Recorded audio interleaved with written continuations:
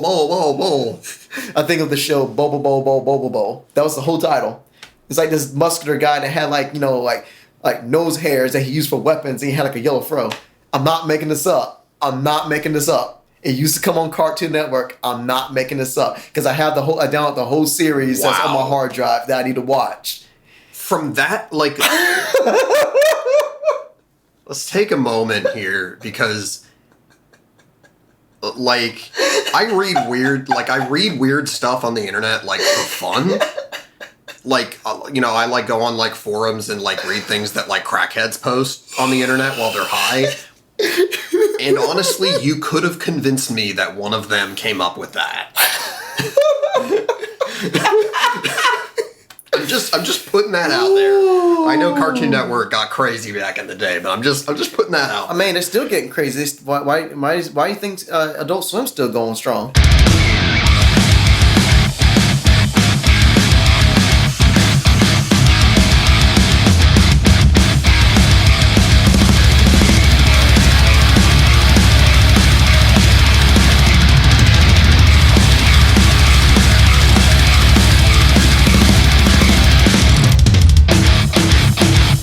Ladies and gentlemen, boys and girls, all around the world, we bring you another ripping edition of the Dan vs. D Sports and Stuff podcast with the initials DVD as in DVD player. I'm your player, D with 2 E's, and always by my side is... It's Dan with an A-N. Dan the man he can. How you doing, man? All the rhymes! Oh, Busta snap. Rhymes. Oh, snap. I'm good. I am very happy to note in this episode that we have passed our 3-year anniversary of this show. Like, as in, like, the PS triple. Big ups to, like, our Chad Warden. PS triple. Yeah, man. I'll find a link The to this video. DVD triple, man. I'll find, 3D. DVD 3, man. Oh, that's even better. DVD 3. Did I just come up with the title? DV 3D.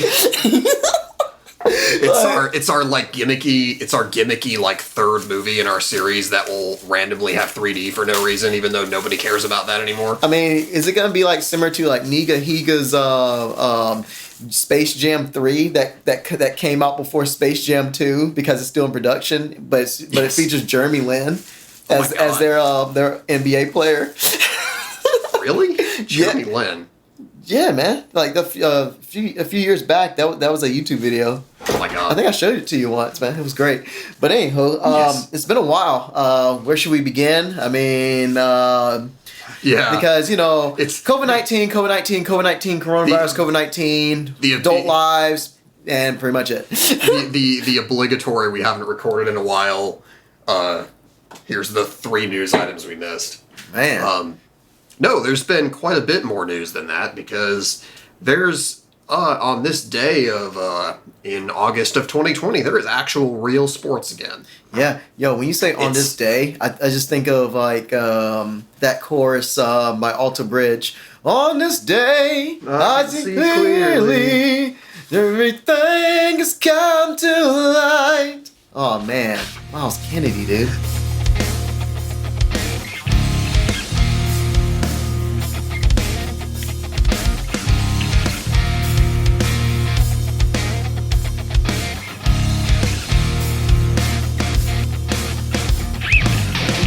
Anyway, so sports, all the sports right now. Maybe not all the sports, but it is amazing right now that, I mean, you have the NBA, the WNBA, Major League Baseball, and I'm even just like excited to see them MLS, even though it's an inferior product compared Hockey. to the Premier League and all that stuff. Yeah, but it's still like American sports for us. Yep, hockey.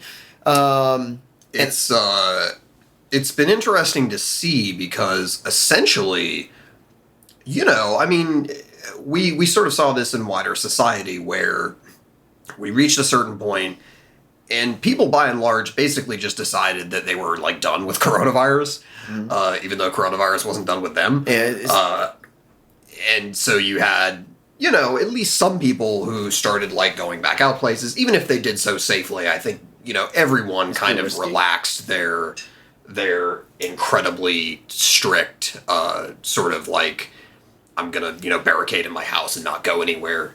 But Especially once you realize that essentially we spent all those months doing that for nothing because, the government was never going to help us.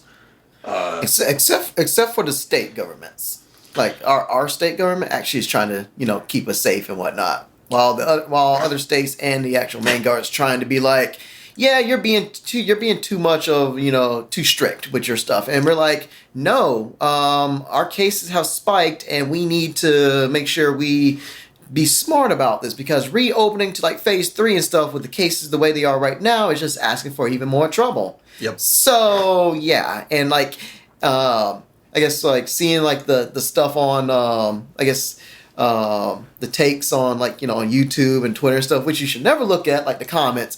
I remember like Don't do it. I guess it's like this conservative like wrestling thing because they were bad mouthing about this person like being like being a transgender wrestler and stuff like that, and people are being offensive. And then another person was saying like hey, they had the snowflake belt or something like that because they're trying to be a progressive wrestling promotion and stuff. And one guy even said like, yeah, like Matt Hardy was when he was telling us to wear a mask, that was pretty weak. I'm like, first of all, the virus is very real. It has hurt people. It has killed people. And saying to wear a flipping mask is weak. And and the dude Matt Hardy is from freaking North Carolina, where the cases are bad. Well, no. See, Why is that weak to say that? I'm sorry, I'm digressing, but I was holding that in because I just grinds my gears. Well, I mean, what you fail to understand is that, the existence of a public health crisis is really actually a freedom of speech issue. And whether or not it exists is really just a matter of opinion. And we really should equally respect all sides. I mean, I'll listen to it, but like... What a hot debate over whether or not hundreds of thousands of people are dying. Anyway, I'm sorry. This is not a political show. Okay. But we'll probably cut that too, but I just had to get that off. Oh, no. I had to get that off my chest because I was like, why is saying wear a mask is weak? Because especially the guy where his home state is where the cases have been proven and well documented of spiking. My point in bringing that up is to say that, additionally you could kind of see it, that all the leagues kind of started getting together at the same time and kind of going, all right, we're not going to cancel the entire season and rewrite our CBA, so we're going to, figure out some way to make this happen. And you can kind of see it's been done to varying degrees, where, I'd argue the NBA has been the most successful so far. That's what I was going to ask about. Because they have essentially, they were in the good position of having their season mostly done, so they can essentially create, this weird, mirror world where the playoffs can take place and everybody can be bubbled, and other leagues like the NFL and MLB don't have that luxury, and you can see that in MLB's approach, which is essentially coaches are going to wear masks, and other that we're just going to pretend it's not happening and play in all of our normal stadiums. The MLB is a shit show right now. Yeah, I haven't even been... I mean, I'm baseball's jilted lover, as I like to say. But, I haven't even really been following it because it just seems like if after all this time that's your plan, is to just basically say, screw it, we're just going to soldier through because we need the money, then that's not good enough. Sorry, go ahead. And it's dangerous, as evidenced by the entirety of the Marlins pretty much getting infected. And didn't the Angels get it too, or was it the Cardinals? I think other people have since then, and teams, they've had to. Yeah, the Cardinals had 4 cases or something. I think recently they've had to been very routinely canceling games, and it's just that means something isn't working. And they're doing this in a compressed schedule where they're not going to be able to make games up. So it's why? Yeah, why are we doing this? It just doesn't make sense. I mean, it makes cynical sense to me because I know that we need the money, but we need the money, but they need the money, or at least multi-billion-dollar businesses need the money. But yeah, it's just it's unfortunate. Because it seems so silly to me, but My deal is you can see how I mean it was a dumpster fire from the get go with the Major League Baseball because hey they had the late start and stuff because COVID-19 and then they were the both sides just really couldn't they were struggling like the owners and then the players association they were trying to like the players and the owners were like having this debate of of terms and stuff so it's already messy then. Yep. And it just seemed like they just said like they threw up the hands just said like screw it and let's just go ahead and play like by any means necessary but it reeks of like a cash grab. It's like they just wanted to go out there because, as you said, we need the money. It was like a desperation thing. We can't cancel the season. Wow, the NBA, it looks. You can look at their product, and we have it in the background right now on my phone, and it's the Nuggets and the Jazz 67-60 Utah over Denver right now. Hey, look, it's Rudy Gobert. Hey. We made fun of him in a previous episode. Yep. He's learned his lesson though. Anyway, but with the NBA, it's like they're the opposite of what the Major League Baseball did because the NBA looks like based on the product they have and the preparations they put in and all the stuff they invested in to do this bubble thing and to promote it and to like have all their ducks in a row and the way they had it organized and fixed and had structure. This has love written all over it. It's like they're doing it, like they're keeping their players safe. Players could opt out if they want to and stuff like that. But for the players who are playing, yeah, they have to be restricted to like a bubble. But that's for protective measures, which isn't too bad.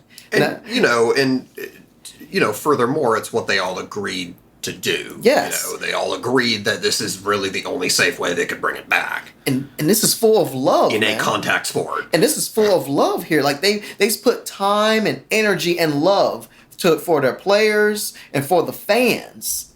And I think they did it really well. This is the main example of how to do a relaunch or a restart or to reopen a league. Doing it correctly.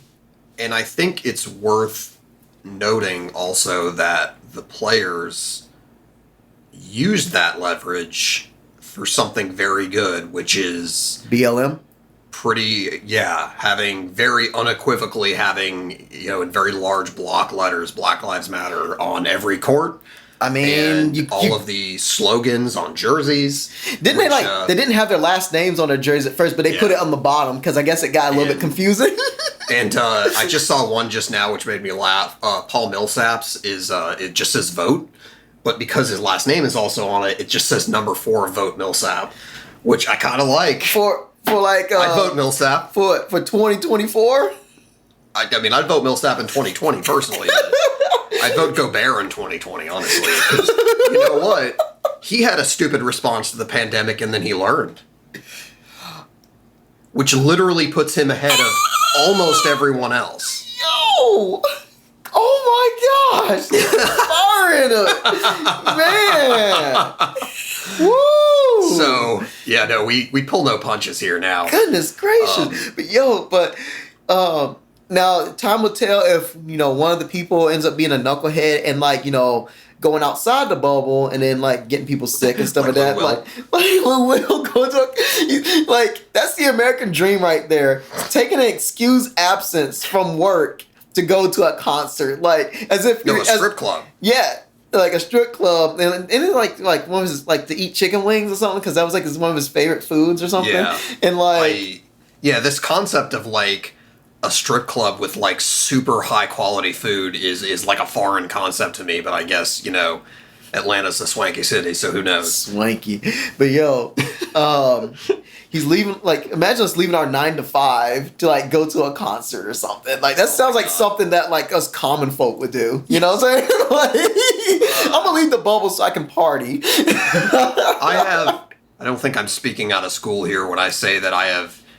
During my time working from home during all of this, I have 100% taken my lunch break and just taken a nap before, honestly. I mean, You know what? I mean, I'm tired. Screw it. there's perks. There's perks to working at home. As long as you get your work done and stuff, Yeah. no one's gonna really care.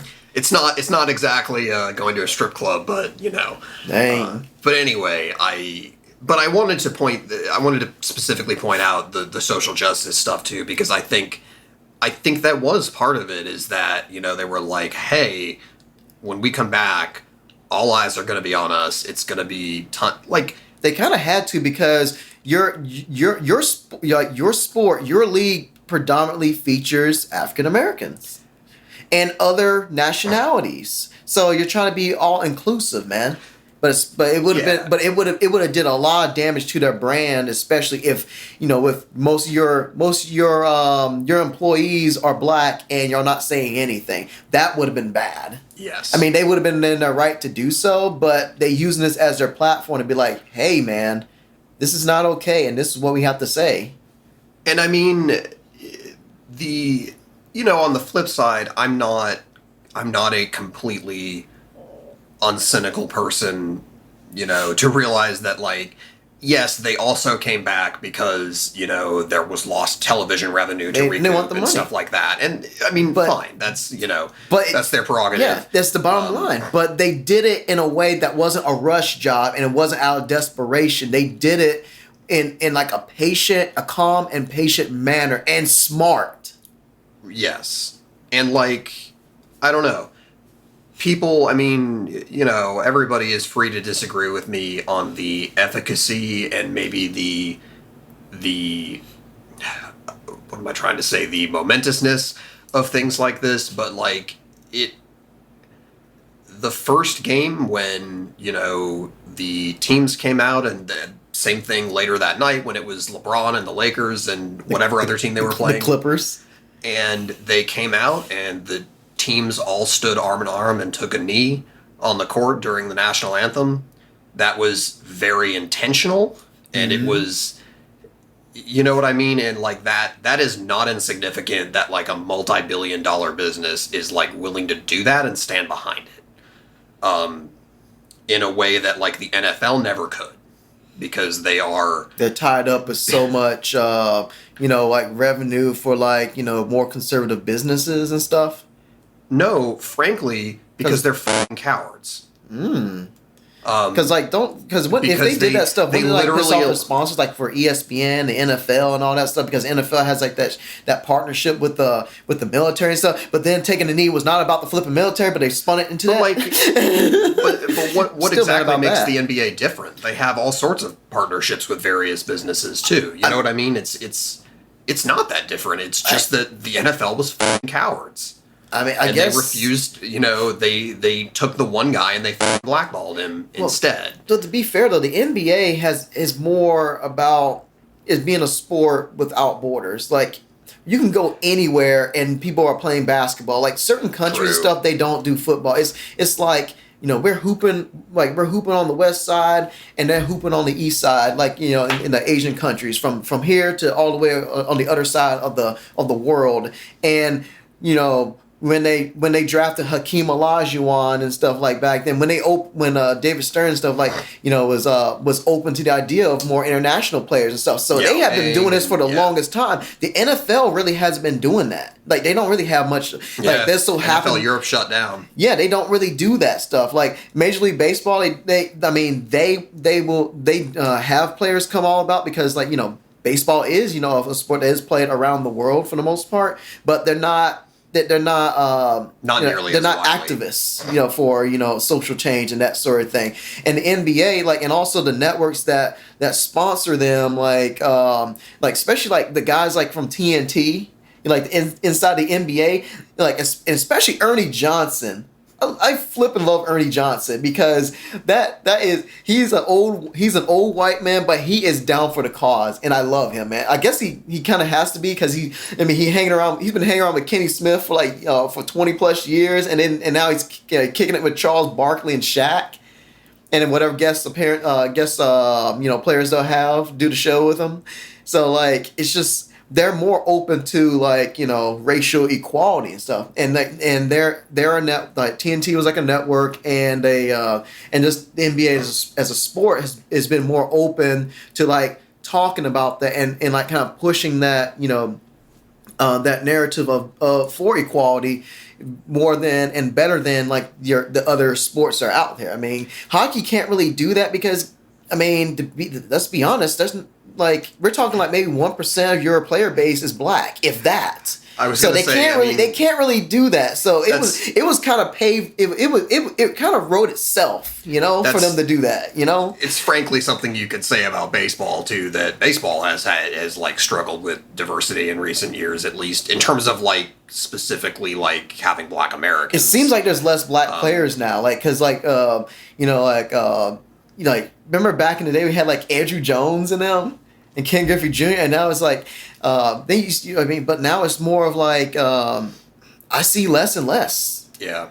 You see. Of course, you have people like from Dominican Republic and stuff because that's like a national sport for them, and it's just like you see. I feel like I see more Japanese players coming in more than like black players for the Major League Baseball. It's weird, yeah. Baseball has become has become like not become a hotspot, but there's like baseball hotspots in like very specific parts of the world in like Latin America and in Japan and other parts of Asia. Also, there's like a huge fan following in Korea and in Taiwan. But yeah, the World Baseball Classic. Yeah. But yeah, it's and your point is well taken, and I think I was gonna really phrase this probably indelicately, but like football is also like a very much a white Southerner kind of sport. Given like the high school football sort of infrastructure that exists in a lot of Southern states, and then it's sort of like it could be like either a 50-50 split or maybe a 60-40 between like black and white, and with its very like pseudo military imagery too. But the thing about it is, taking a knee was never about the military. It was about police brutality, which newsflash is still going on. Yes. But they spun it and took it as a way to chastise this one dude and like blacklist him, and then they didn't listen to him, and then guess what? The same problem's still happening. And it's funny how now, in retrospect, that the people can live forever. The people who hated Colin Kaepernick are never not going to hate him. But I think a lot of the people who either didn't understand or were on the fence have honestly looked at that with fresh eyes now and have been like, "Oh yeah, wow, that guy did totally get blackballed." And it didn't start taking effect until like older white people were being shoved by the police during the protests. And it's like, it's all the more tragic because, the reason Cap was out there doing that is because he didn't, want, a George Floyd to happen in the future, and there you go. Anyway, I'm sorry, that was super depressing. No, you're fine, because, we cannot talk about the restart without talking about, the politics of, racial equality, because it's like, yes, it's about, the pandemic and stuff, but, racial equality, racial inequality and COVID-19 are like joined at the hip right now, whether we like it or not. And, it's a curse, but it's also a gift because, hey, if there was if it wasn't COVID, it was racial inequality. If it wasn't racial inequality, it was COVID-19. Those were pretty much the news. Yeah. I like now that there's sports because we have stuff to to talk about other than that stuff. But again, the NBA is doing a good job to make sure to let hey, we're not sweeping this under the rug right now. Yeah, the restart isn't the sort of classic. We're not shut up and dribbling. Remember when the NFL came back after the week that the Ray Rice story broke, and we came back and got back, and it was like Al Michaels couldn't wait to quote get back to football unquote, and the way the NBA has handled this has been anything but. They're like, no, these things are intrinsically linked, and yeah, if you're gonna watch one of these games, You're going to see those commercials with all the coaches saying Black Lives Matter, and like you're not going to be able to ignore it. And I just want to say And that is, I just want to like put that out there and say that is not insignificant. That's a big deal. it's a big deal. And like one more thing, I just want to say this before I lost my train of thought about Cap is the people did this to themselves because Cap is going to live forever. Even after he passes on this world, he is forever linked and he is forever etched in history. Like he could have been like a football player, then that could have been like, hey, did his career and then washes up. But now, even if he was was his playing days done, like whether it's forced or him not being able to physically do it anymore. Think of all the stuff he can write. He can come up with his own books. He can make appearances and speak and make more money than he would ever would, and his name will be legendary more than it ever would have him being a football player. I was gonna say, yeah, And people doing like trying to cast him off and everything just fuels that, that fire. You know what I'm saying? Yeah. No, it's like how many quarterbacks that had like one good season and then kind of fell off do you even remember from like 20 years ago? Not many. I don't know. I remember Chris Sims had like one good season and then he like tore his spleen. He ruptured his spleen. Yeah, because of courtesy of Julius Peppers. Yes. Ugh. Anyway, that's a total weird deep cut. But you know what I mean? Oh, deep cut. Oh. That was a literal deep cut.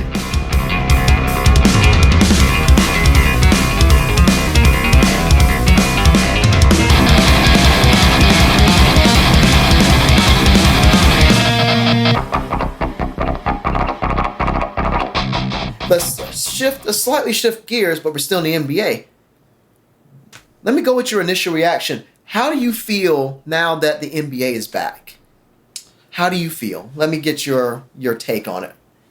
So, I had an experience, and this is kind of how I would phrase it if I was trying to, because I definitely know some left-leaning people who look at this and think it's stupid, and like that it's just pointless, and like why are they doing this? They just want money, blah blah blah blah blah. Like this is a waste of time and resources.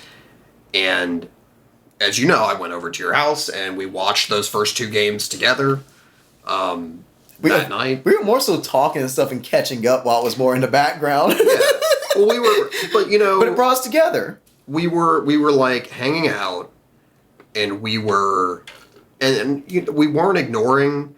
We weren't ignoring anything that was going on in the world, and all those commercials came on, and we like actually were talking about BLM a little bit that night and stuff, and so like that was all still there, but at the same time, like I heard you yelling at the TV because somebody missed a 3-pointer. And it was Lonzo Ball because he was just on a cold streak, man. Yeah. Because he missed a lot of key shots that kind of shot them out the game. Remember, there was a point in time, not to derail us again, but remember there was a point in time where Lonzo Ball had released more rap songs than he had made free throw shots in the NBA. Ooh, Lonzo Ball. Anyways. No, we love Lonzo here. I love Lonzo. That's another guy I wish he would have kept his hair the way it was, man. Yeah, that was great. It's a great lid he had.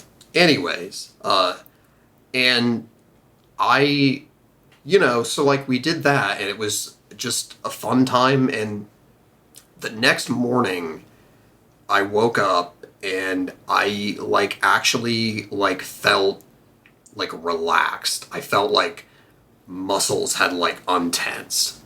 And when I spent time thinking about it, it was like I haven't had a break from COVID since it started. Like at all. Whatever I'm doing, it's there. It's always there. It is omnipresent. It's always, when I get bored, my first reaction is I want to go out somewhere. Oh wait, I can't.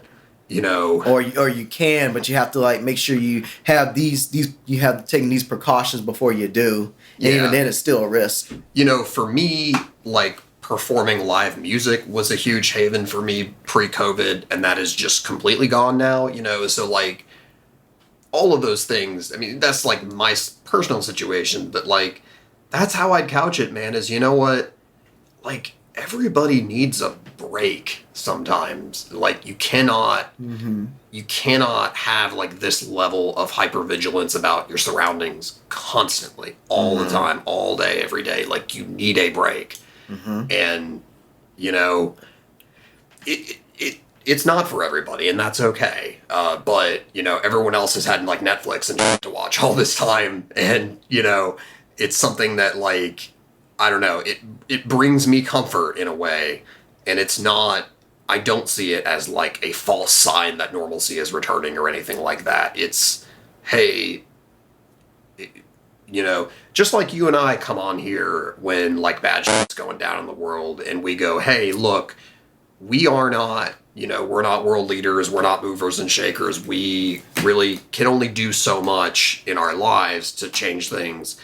But here, we're entertainers and we're funny, and like that's the best thing we can do for you is we can provide you what we normally provide you, and hopefully that helps you. We can hit you with the humor. We can also hit you with the seriousness as well. So And right, and that's kind of how I see it. It's like, you know what?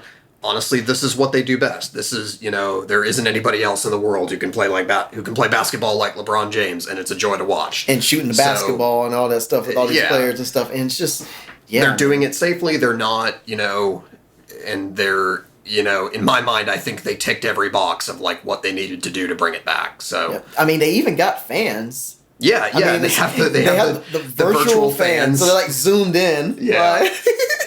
That's cute, you know. I thought that was going to be really stupid. That's why it's worked very well. it just emits love for the game, and then they're respecting the game and they're respecting the fans that support their game. Yeah, That's And- what I'm talking about, man.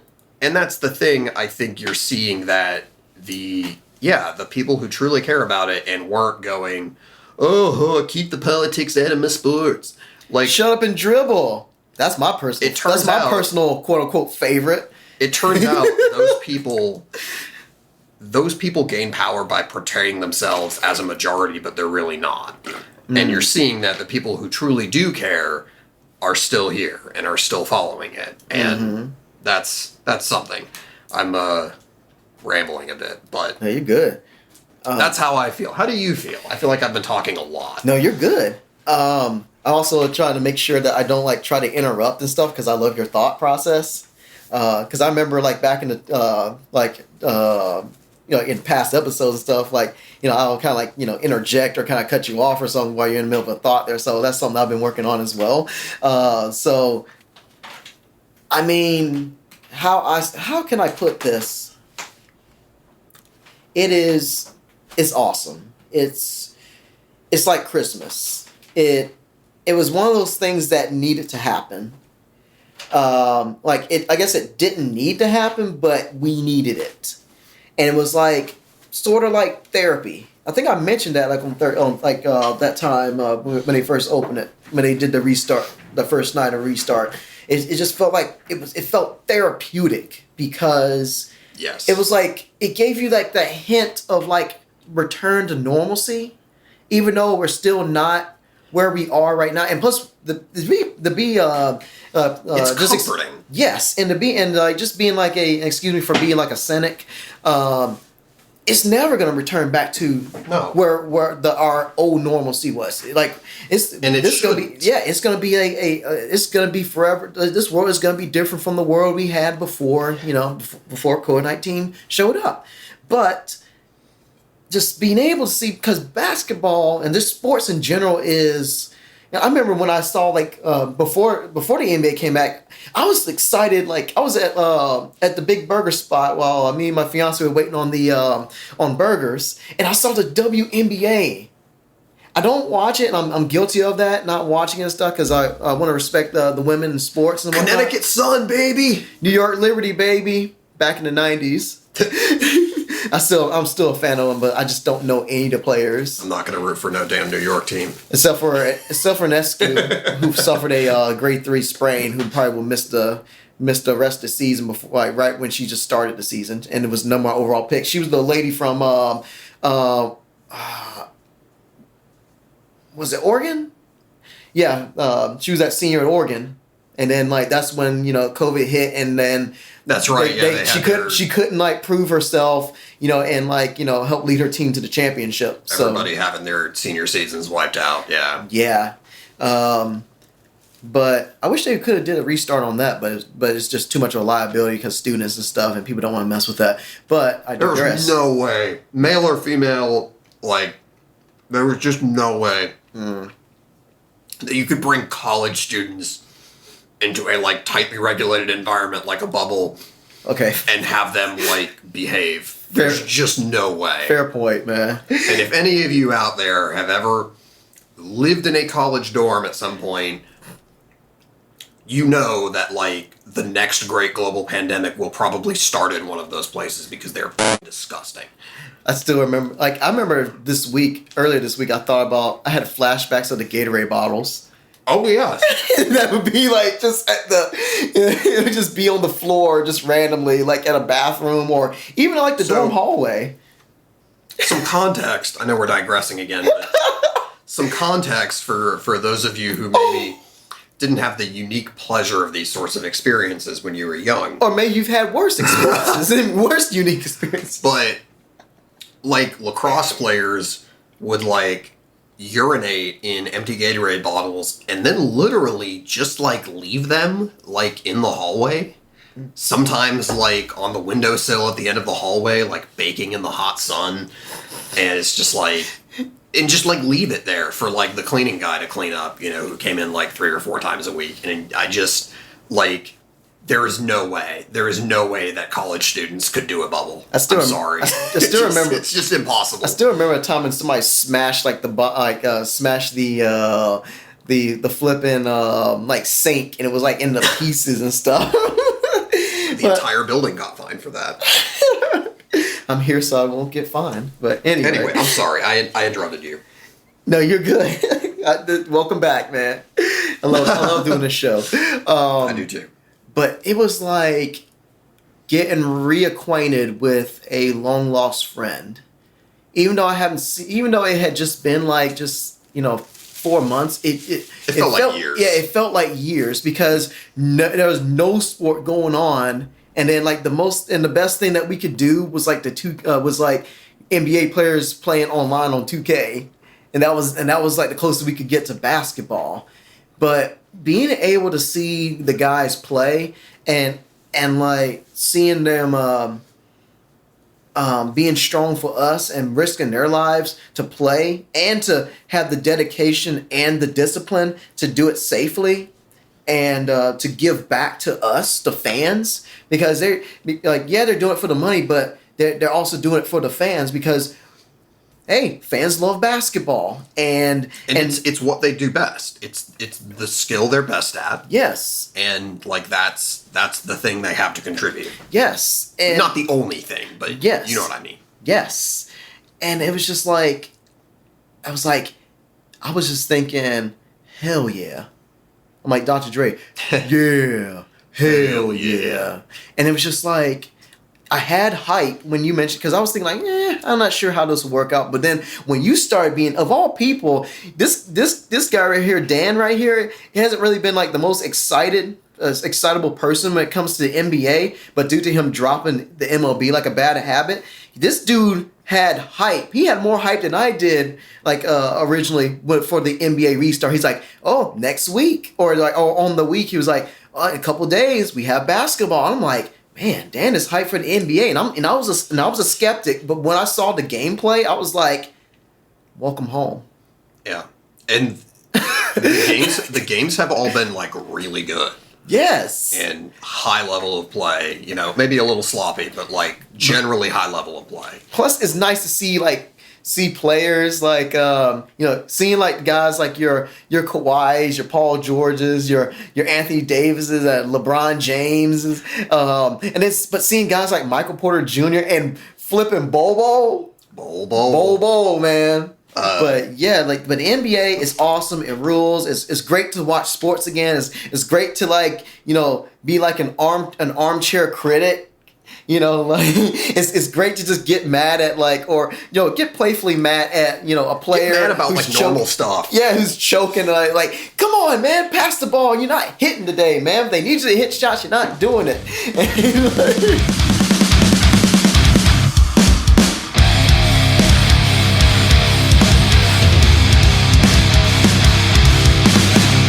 If you're good with it, let's switch gears and talk about the actual basketball part. Yeah, let's do it, man. Because it's amazing how in ways people have also not disappointed, or players and teams have not disappointed in terms of how a lot of the storylines have continued. Philadelphia is still somehow worse than the sum of its parts. And that's so funny to me because they lost on purpose for 5 years to build this team, and they just still can't make it work. Also, did you hear Ben Simmons a partially dislocated kneecap? He's out indefinitely. Yeah, that is really sad. I playfully hate on Philly because the process was so stupid, but I like Ben Simmons, I like Joel Embiid, and I genuinely would like for them to succeed. I wish my dad could have been on this earth when they did the whole process thing. I would love to hear his take on that for real. That I don't know. Maybe some weird internet. I know weird internet fans got into it, but I just feel I know we've belabored this point for the past 3 years. But Sam Hinkie, drop that in there. Oh, we'll get there later when we talk about our we'll do a clip show, but not. I mean, that's talk about our favorite moments. Yeah, we're just gonna talk about. I mean, obviously that spoiler. That's probably that's easily one of my number ones. But I just feel no person who enjoys watching their team wants to root for their team to lose. I cannot. I'm an old fogey, I guess. I just cannot wrap my brain around I'm rooting for my favorite team to lose. You be that old fogey that just gets tired of your team losing, so you need to light a stogie? I guess. I'm sort of laughing at the Red Sox right now, but that's because I'm their jilted lover. They've hurt me very deeply, and that's why I'm upset. It's not quite the same thing as I'd honestly prefer it if they chose to lose on purpose for 5 years now, because I'd feel a little bit better than them convincing themselves that they're better after doing it. Anyway. I mean, I cannot stop bitching about it. I mean, it's all good. It is all good. The only thing that I miss, for the NBA is just I mean, it would have been pointless of them playing, but I miss my Chicago Bulls. They were terrible this year, but they have great, they have good young pieces. We just got to get Jim Boylan. That was his name. So he was so irrelevant. I could not remember his name until now. But we need to get rid of him. Oh, the coach. He's terrible. But the games itself, one of the annoying things, I guess they're trying to look out for his conditioning, because his conditioning probably isn't where it is, and plus they're trying to protect him from injury. But some of those games that they lost was because they didn't play Zion enough. The Pelicans are kind of getting really conservative with it. I can understand why, but I think in a game where he played 15 minutes, I think he scored 15 points in 15 minutes or something. He only played 15 minutes, and then if he would have played 5 more minutes, they probably would have won the game. That's too conservative. 15 minutes? I mean, they wouldn't even let him play nearly half the game. That's just more what is that? A quarter of the game. Shout out to the Ringer NBA show, because Kevin O'Connor made a great point on there when they were talking about Zion being effectively on a pitch count. It's one thing to say, okay, our guy's on a pitch count. It's another to not plan that out, because if that's the case, then why not budget those minutes for the end of the game, especially when it's a game that is clearly in the balance. I mean, some losses they've had, especially that first game that they lost by by 1 point, that might have costed them a chance in the playoffs. That loss. Probably did. Yeah, the first game of the restart, that might have costed them. Although, maybe mild conspiracy theory, but maybe it's because they're concerned about his defense. So is his defense that bad? At least, I mean, I have not watched like every single play, but apparently I haven't watched him he's closely. looked like particularly bad on the defensive end. I mean, are we talking Bobo bad? I have no idea. Nobody's quite like those classic highlights of James Harden just like standing still as like, you know, opposing players just kind of ran past him. But he do look like he has like a little bit less. He has a different gear on offense than defense, or maybe he hasn't been challenged enough on defense. I don't know. I don't know. I never really paid close attention to his defense. In retrospect, those also honestly weren't super fair because in those years really like pre Chris Paul and pre Westbrook being on the team, when he was basically the only scorer on the team and the primary initiator, he, I think, probably was asked to use all of his energy on offense and to basically conserve energy when he was on the other end of the court. So I think like it's a little unfair to like pin all of that on him, because I think that was like genuinely his role on the team. Who are you referring to? Harden. Oh yeah, Harden. Because remember when people used to do those super cuts of like Harden stands still while guys dribble the ball past him, and like he's clearly not even really trying. Like Will Smith in that episode where he just let that guy drive around him at the end and get a game-winning layup. Yeah, kind of. He gave him pity points and stuff because the dude had a kid. I'm not a charity case. It's like I ain't thinking about with this. He's holding the basketball. I'm thinking more about this. This gives like me getting a scholarship. Gives me the ability to get a degree in engineering so I can provide for my mind. It's like, well, I ain't gonna be stupid. If someone gives me $1 million to drill basketball, just believe I'm gonna take it. Classic man. Fresh Prince. Yo, man. But anyway, I forget what we were talking about. Oh, we were talking about basketball. Yeah, Zion. And like for what he does though, if his conditioning is not up to that, is not up to snuff and whatnot, because he's still trying. You know, the dude came back from injury. Then he played good, and then a pandemic hit and stunted his growth and his conditioning, and then having to come back, from that and kind of like doing a restart of that, and he's still doing good. He is for like the stuff when his stuff is not optimal. He is still doing a thing when he dribbled. Like I think one guy he drove past.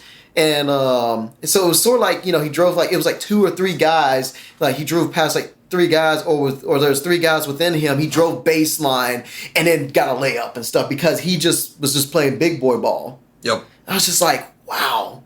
In spite of all of that, he is still so incredibly gifted that he can just do things that no other player can do, because he just is a lot of human packed into a...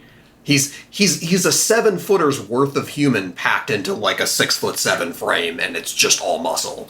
And what if Zion was like a linebacker? I was gonna say, I mean, really, no. He could be a defensive end. If Zion played in the NFL, he would be either a tight end, like a Gronkowski type tight end, or like a defensive end, like a pass rusher. Dude, just during the offseason, just sign him just to be in the goal line. You think about that? Him being in the goal line? Remember, Antonio Gates was a former basketball player. Like, there's some precedent for that.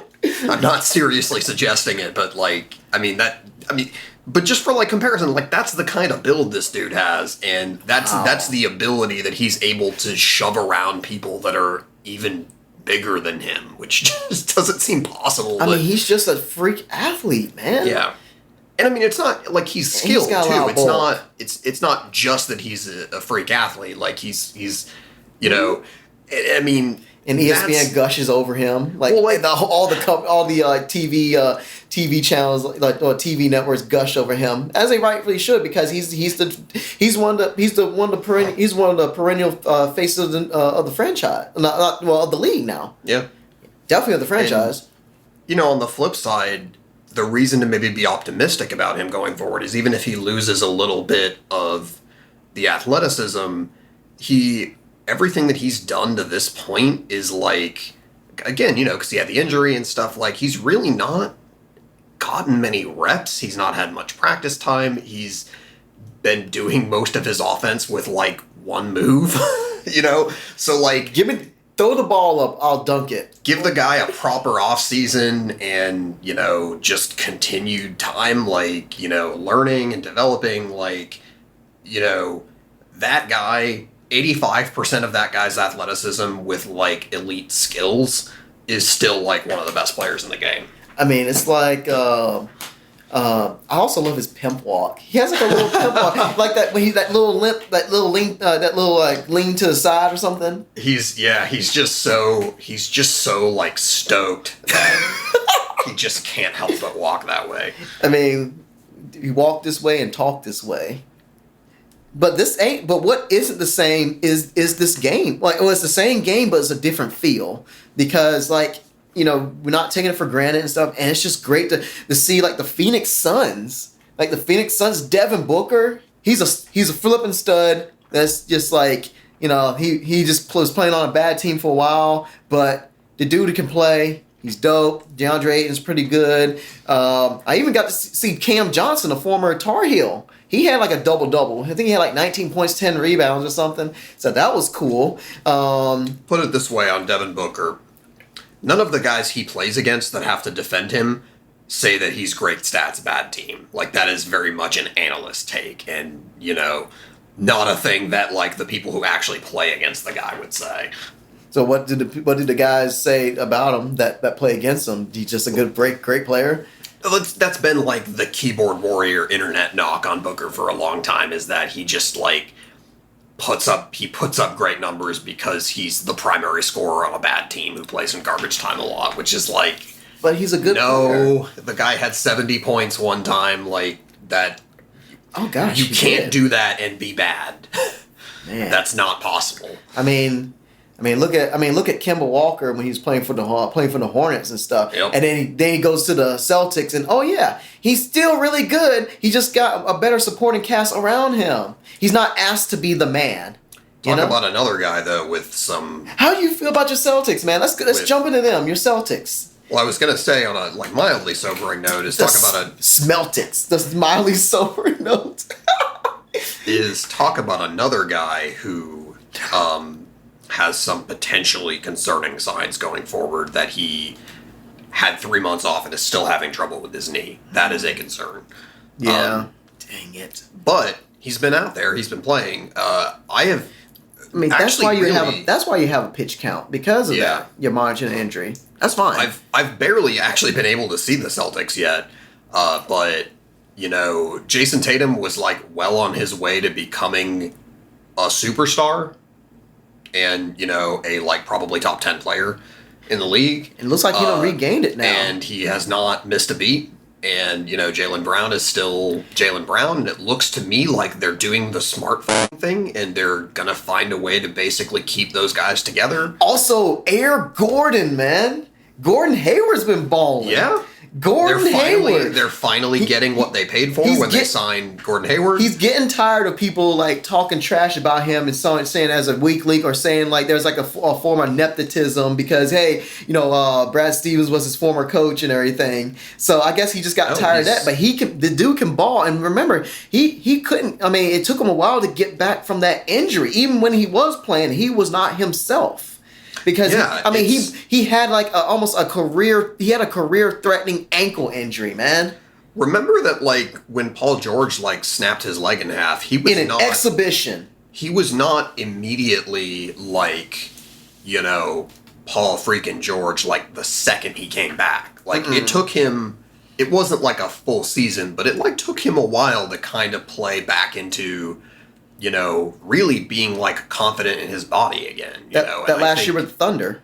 And I think that's kind of what happens to a lot of guys when they have we tend to like think of like catastrophic injuries to players as being like the way it is in a video game where they're just out for a very specific prescribed amount of time. And then at the end of that, you get the same guy back. And like, this, you have worked in the health field, like bodies don't work that way. And then once you bust something, it's not going to be 100%. Like when you come back, it's not like, when people say this time frame, this person's going to miss like, it's going to miss like anywhere from 2 to 8, like maybe like 4 to 6 weeks or 4 to 6 months and stuff. that's for them to be able to play without, super compromised with their health. That doesn't mean they're gonna be at optimal level. Yeah. It just says, hey, they can come back with the less risk or the less fear of them re-injuring themselves. Yes. So, but Celtics been doing their thing. I just love Marcus Smart, dude. Yeah. Like they still got Smart. Dude can play defense. He is a great 3-and-D guy, and he has worked on his shot too. Yeah. He is good, man. He's honestly been able to run the offense at times too. And I mean, he just doing what he did back in Oklahoma, Oklahoma State. I think he's been able to be a little bit of a kind of backup playmaker too. I mean, he just slid in the role that was left from Scary Terry. Yes, he is playing the role of Scary Terry right now, but probably better but he's a better player because I think his jump shot has probably gotten better to the point where it's better than Rozier's, and his defense and his playmaking ability. And his grit. Yeah. And so, I mean, what you've got is, I still love Scary Terry since he's on the Charlotte Hornets, but yeah, he's not a better player. I don't think anybody, I think the Celtics are in that sort of second tier of teams. I don't think anybody is expecting them to win the East. But then when they weren't, they came one game away and going to the finals. But when you look at what they've got, it's a team with essentially now 4 wings. Sky's the limit. Who can all shoot, who can all be playmakers, who can all defend. Kemba maybe is the weak link there on defense. But he can defend though. He's not a liability. He's not the best defender, but he ain't no slouch either. No. It's just that he's short. It's not a lack of want to. Yeah. But gosh, I forget he's 6 feet or something, just 6 feet even. No, he's shorter than that. I think he's 5'11". What, really? Yeah. Wow. Yeah. No, he's not a tall dude. I mean, he did. I mean, I still remember when he broke down that dude that was 7 feet tall when he crossed him up and hit that buzzer beater against Pitt. Oh yes. Oh yes. Dude can that step back, man. Cardiac Kemba. He's just been that. If he can still do that step back, man. Oh yeah. I mean, I don't know. I guess I would just debate real quick. Just a quick debate. I would be willing to take his put his step back jump shot against James Harden. That's a bold statement. I would, because those two guys are the best with a step back shots. James Harden has made his money off of that, but so has Kemba. I guess I've just been keeping track of Kemba more, and I've seen him do it back in his college days, and then being a Hornet. Being a Bobcat / Hornet. So it's just but yeah, we all know who's the better player. I mean, come on. That James Harden has won that MVP. He's a former MVP and everything like that. But yeah, I'm not saying he's better than him, but I'm just saying it's close in terms of the quality of step back. That step back, it's just people know it. People should know it's coming, but Kemba can still pull it out of his back pocket and still kill people with it. They know it's coming because the scouting report, but he can still do it. Same thing with Harden. They know it's coming, but that quick step and that quick step forward and back, bam, nothing they can do about it when they know it's coming. This is what I love about the sports coming back, because I'm just getting fired up over a step back jumper, man. And all right, here's what I'm going to get fired up about. A brief counterpoint on Harden's step back is these fun debates right here. Harden embrace debate. No. What makes them different makes them great. What makes them different makes them debate. Oh man. No. Harden's step back is so lethal that remember that series against the Jazz in the playoffs a couple years ago, where literally they started having a defender stand basically next to / behind him. Literally, Harden has the ball and there's a guy basically next to him, a little behind him, basically to stop him from stepping back and shooting the three. Did he still step back? Literally daring him to drive to the hoop. I mean, and then because they were just literally this guy getting a layup almost every time or getting like a decent shot near the basket is honestly like that's a better outcome for us than him just murdering us with threes. Okay, I'll give you that. Like, yeah, he does have the better step back. And the Rockets still won that series because like they just had Harden either pass the ball or dive to the hoop. And they had other guys who could shoot threes. I was gonna say, like, was he still able to pull off like a step back even when somebody was like beside or behind him? Like, because that would be epic. I don't think I saw him actually attempt the shot like through that because they just typically employed that like in half court situations. Man, but anyways, yes. But yeah, okay, so yeah, I forgot about it. So yeah, he's still number one to step back, but Kemba is at least in the top three with step backs, man. I mean, and Lillard. Yeah, Lillard. Yeah, Dame time.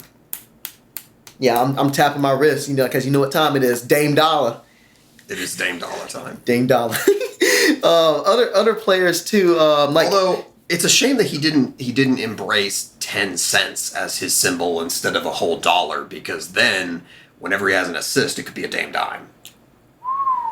Man. Dame Dimer doesn't have the same ring as Dame Dollar though. True. Okay. No, it would have to be like Dame Dime. Like it's gotta be quick. It's gotta be 2 syllables or 3 syllables. Or he just be 10 cents, like 50 cents. 10 cents. I'm like that guy from 2003, but like worth less somehow. Curtis 50 Cent Jackson. I mean, it's like Michael Porter Jr. going to the Nuggets. The Nugs. Yes. Right now. Oh, the Nuggets are up. It's 198, 43.7 seconds left. The Nuggets. The Jokic. Nuggets. Give me all the Jokic. Joker. I love that Jokic is like he looks like a guy that shouldn't be able to play basketball, but he love do. that he's like a tall guy who honestly kind of looks out of shape. But he slimmed down. He lost did he lose 50 pounds? A little bit, but I mean, he's still not he's not a Mr. Universe looking dude. He is not. And honestly, what I figured out? Because so many NBA players have tattoos, I realized Jokic doesn't have tattoos. And that is even JJ Redick has a tattoo. Yeah, it does. For whatever reason, it makes him look kind of less like a badass. And he ain't trying to be a badass. He just wants to play basketball. Yeah. He looks like a guy that's a simple dude that from the country that just wants to, because I know he's not from our states, but he looks like a guy who grew up country living who just wants to play basketball. Did you know, by the way, and provide for his family? That's it. Speaking of guys from overseas and the country, did you know that Darko eventually became a farmer? Darko Milicic? Yeah. Yeah, I remember you telling me that. I mean, he made his money, and now he can take that revenue that he made, and he can make a farm and use that money to make more money. I mean, it's smart. I'm forgetting what. I mean, he was a bust because he got drafted over Melo and Wade and Bosch, but I feel like a jackass for not remembering what country he's from. But he went back to his home country and became a farmer after being an NBA player for quite a while. Oh, what a take! I understand that. Yeah, he was disappointing based on where he was drafted, but he stuck around in the NBA for quite a while. Yeah, Darko. Yeah, well, he stuck around more than Sean Bradley. But the Nuggets though, talk about a team that's built for the future, man. They already really good. I mean, they're winning this game without 2 or 3 of their starters, man. They ain't got Murray. They ain't got Barton. And then now the opportunities arising for Michael Porter Jr., who was coming off the bench initially, but he's been averaging 25 plus points a game, for real, and it's crazy. And of course, Bobo, they drafted Bobo. The injury scare. Because he with someone that 7'2", that tall, with his foot the way it was, people were scared to touch him. But I still thought it was very disrespectful that teams would not touch him until in the 40s. I was for you to have those intangibles that can't be taught, being that tall, having that type of wingspan, and be able to have a silky smooth jump shot, and can have handles, at least like he That could have been kind like a late first rounder, but he fell to like the mid second round. Bless you. Excuse me. Like almost the mid second round, and I just thought that was disrespectful. I mean, were scouts were they that scared to touch him?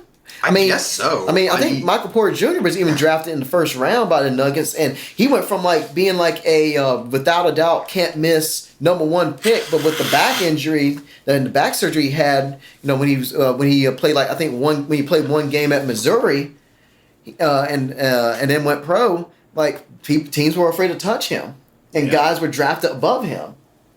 And right now he's showing people that, hey, what somebody's will and their work ethic will do to prove people wrong. And I was watching a video of it by Mike Krzemba. He does like an NBA channel and stuff. But it was a blessing in disguise with that injury, or him being on that free fall and being taken by the Nuggets, because that is a great situation. He's not there to like take over the franchise and stuff. He's not looked upon to do that. Can you imagine like a future lineup where they have him alongside Jokic, probably in terms of inch for inch, like the most playmaking per inch in the NBA? Are you talking about Jokic and Bobo, or Jokic and MJ, Michael Porter Jr.? No, and him and Bol, because they're both like super tall dudes who like pass the ball and make plays and can shoot. It depends on Bobo's development of him being a starter, but like because he's not going to start over Millsap. That's fair. But vote Millsap. But the thing about it is the coach played him for 25 minutes, so he does have faith in him, and he's willing to like go through growing pains with him, because I mean, if you're a coach, you have like a guy that can shoot a jump shot and can dribble and is decently mobile, and is 7'2" with like with a great wingspan as well. I mean, you're gonna try to find ways to like play them, Worst case, that guy's gonna be like a super sub, and can come off the bench and just he's gonna be if injuries shoot literal indefensible jump shots. And be able to block shots that look like goaltending, but they're not. But even but just by virtue of him being able to shoot the basketball, if he doesn't have any injuries or anything like that, or that keep him out and everything, if he don't get riddled with injuries, he'll be able to stay in the league for a long time just by default of him being able to shoot the basketball.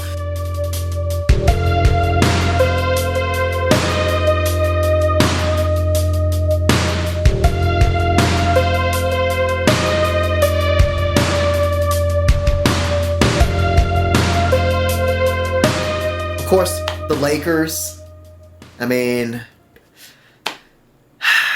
they're unstoppable on 2K. My little nephew just whoops my behind every time with that.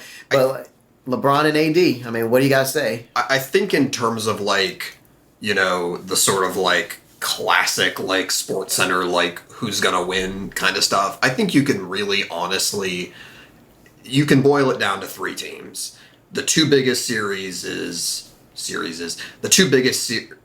that are going to take place in the playoffs. It's going to be the Western Conference Finals between the Lakers and Clippers. I think we can basically pencil those 2 teams in. They're head and shoulders above everybody else. And seeing if the Milwaukee Bucks choke again. And then the finals between the winner of that series and the Bucks. Do you really think the Bucks can do it? Yes. Because the history ain't on their side.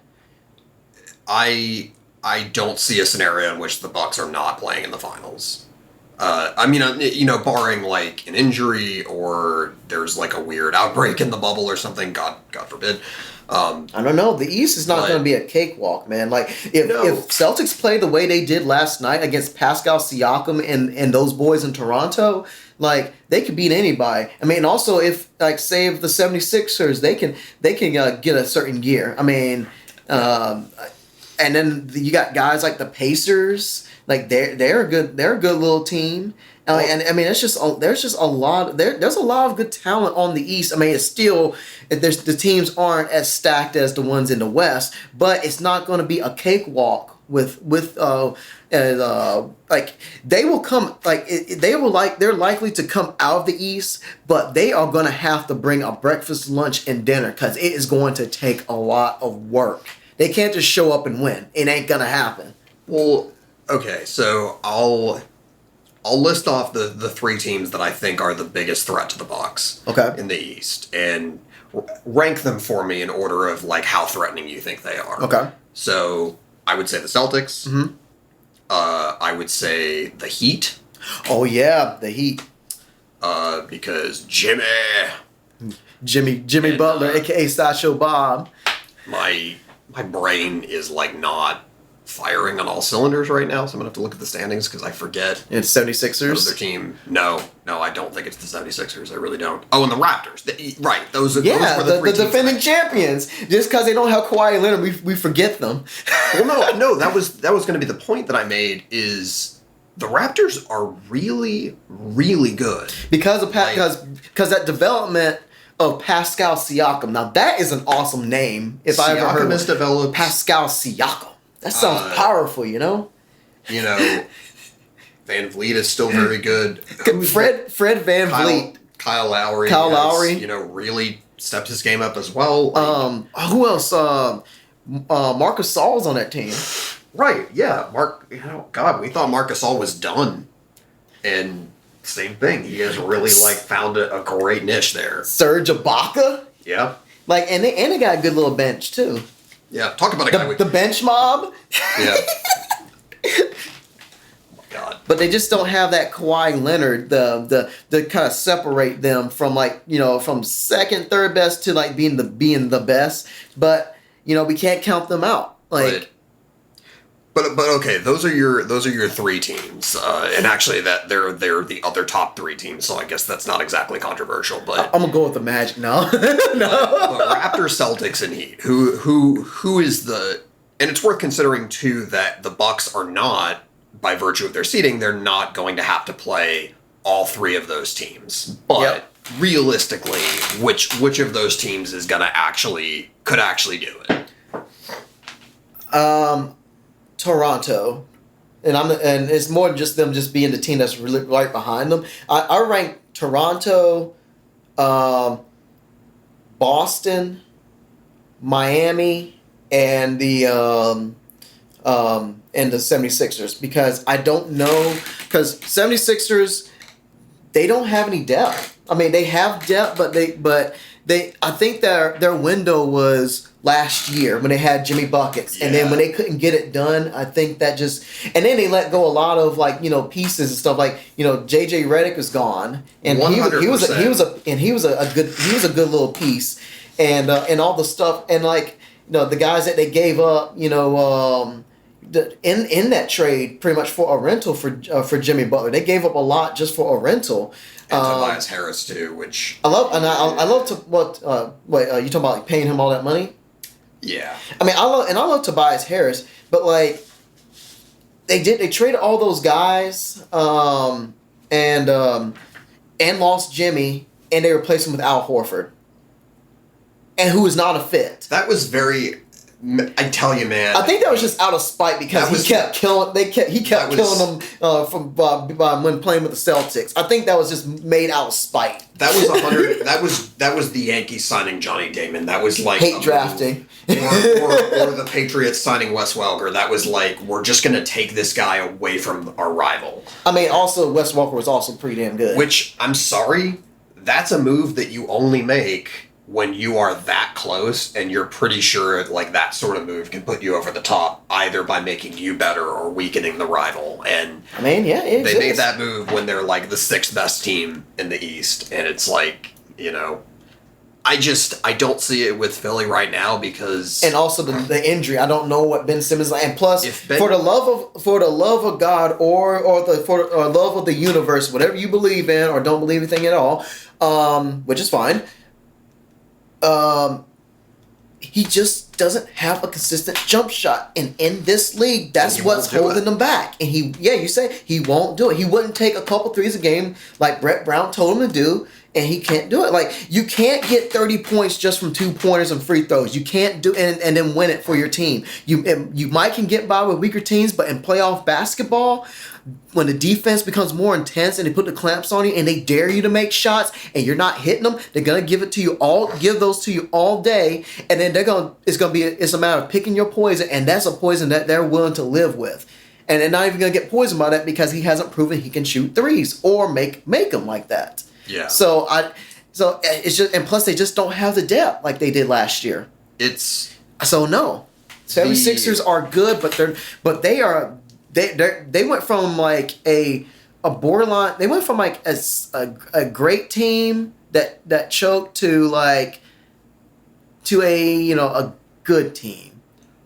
And it's a very, very concerning sign because, you could say nothing else about Philly, but with Embiid and Simmons and the other pieces they have, they were a great defensive team. And they could shoot. Like they had great shooters. That's part of the value trade-off with Simmons, right? Is that he's like a perennial like defensive player of the year type caliber defender, even if he doesn't have a jump shot. And it's like, but you gotta have one. Even with Simmons, when they came back in the bubble, they were atrocious on defense. They gave up like 140 points in one of those games. Man. And so if that team with those pieces also now loses Simmons for an indefinite period of time, I just don't. Well, at least we get that's a first round exit to me. At least we get to see see more Shake. We get to see more Shake Milton. Yeah. That's a great name, Shake Milton. And think about it. That's why Brett Brown essentially has basically kind of like given up on Point Ben and has basically said, all right, Milton played well enough. He's going to be the point guard. All right, Simmons, you're just going to be the freaking power forward, and you're just going to like post up now because that's all you want to do. So that's what that's your role now. Dang, he did that? Yeah, pretty much. Dang. That was basically the lineup shift that Brett Brown did going into the bubble was like he put Milton in the starting lineup and essentially is like, all right, man, you're running the offense. How about Shake Milton though? He went from like being a G leaguer to now like to a starter. Yeah. On a playoff team, man, because he proved himself. I love little stories like that. That's what I miss about like sports in general, but especially the NBA guys that grinded from like who weren't well touted, like talent, coming out of college or coming out undrafted and stuff, grinding in the G League and then like getting their opportunity and then like rising to the occasion. And plus, Shake Milton or Make Shilton, like with a spoonerism for that, like it's just, I mean, it's just a wonderful name. He needs to be if Steak and Shake does commercials and stuff, he needs to be on there sponsoring their shakes, man. Oh, that's Steak incredible. and Shake, and then like in parentheses, like right beside the shake, they put Milton.